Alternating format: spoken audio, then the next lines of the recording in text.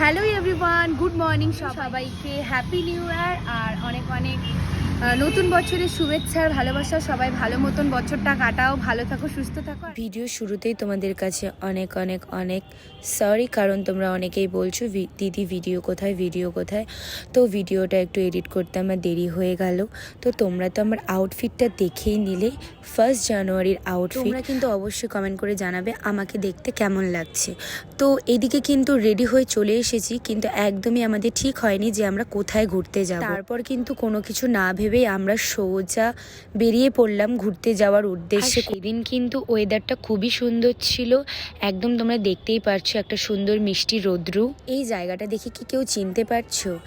যাই হোক, মায়ের দর্শন তো করতে পারলাম না ভিতর থেকে, বাইরে থেকে মায়ের দর্শন করে আমরা কিন্তু সোজা রওনা দিয়ে দিয়েছি। কিছুটা পথ যেতে না যেতে আমাদের সকলেরই ভীষণভাবে খিদে পেয়ে গেছিলো, কারণ আমরা সকালবেলায় কেউই তেমনভাবে ব্রেকফাস্ট করে বেরোতে পারিনি।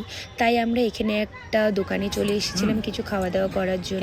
তো এখানে আমরা নিয়ে নিয়েছিলাম লাচ্ছা পরোটা, ঘুগনি, আর তার সাথে ছিল একটা মিক্স ভেজ। পরে কিন্তু আমরা ডিমের অমলেট আর কফিও নিয়ে নিয়েছিলাম, তো সেটার ভিডিও করা হয়নি। সবাই মিলে খাওয়া দাওয়া কমপ্লিট করে তারপর কিন্তু আমরা আবার বেরিয়ে পড়লাম। খাওয়া দাওয়ার পর রাস্তাতেই আমরা চিন্তা ভাবনা করলাম, তো আমরা ভাবলাম যে চলো লোলেগাঁও থেকে ঘুরে আসি। তোমরা হয়তো অনেকেই এই ব্রিজটাকে চেনো, আমি এই ব্রিজটা দিয়েই প্রথমবার যাচ্ছি, আর ব্রিজটা কিন্তু ভীষণই সুন্দর ছিল।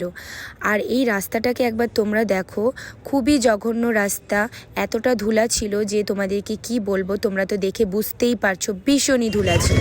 কিন্তু কি করা যাবে, তারপরেও যেহেতু আমরা ঘুরতে যাওয়ার জন্য বেরিয়েছি, আমরা তো যাবই।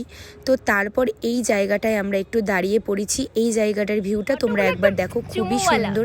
আর এখানটায় দাঁড়িয়েছি আমরা কিছু ছবি তোলার জন্য। দুঃখের বিষয় হলো, যেই জায়গাটা যাব বলে ঠিক করেছিলাম সেই জায়গাটায় যাওয়া হয়নি কিছু প্রবলেমের কারণে। তারপর আমরা এখানটায় এক জায়গায় দাঁড়িয়ে সবাই মিলে মোমো আর চা খেয়ে নিলাম, কারণ ভীষণই ঠান্ডা ছিল। আর রীতিমতন দেখো, ও তো ঠান্ডায় পুরো কাঁপছে, আর আমারও ভীষণ ঠান্ডা লাগছিল। আমরা তো পুরো প্যাকিং হয়ে গেছিলাম। তারপর এই করতে করতে অনেকটাই রাত্রি হয়ে গেছে, তো আমরা বাড়ির দিকে রওনা দিয়ে দিয়েছি। দেখো আমার অবস্থা একদম ভূতের মতো লাগছে। তো তারপর আমরা বাড়ির দিকে এসে ডিসাইড করলাম যে চলো কিছু খাওয়া দাওয়া করি, তারপর বাড়ি যাই। তো যেহেতু সেমনভাবে আমাদের সারাদিন কিছু খাওয়া দাওয়া করা হয়নি, তারপর আমরা এখানটায় ডিনারে আমরা নিয়ে নিয়েছিলাম সাদা ভাত, আর তার সাথে চিকেন, মাটন আর পোলাও। তো সব কিছু দিয়ে খুব সুন্দর করে খাওয়া দাওয়া করে তারপর আমরা বাড়ির দিকে সোজা রওনা দিয়ে দিয়েছিলাম।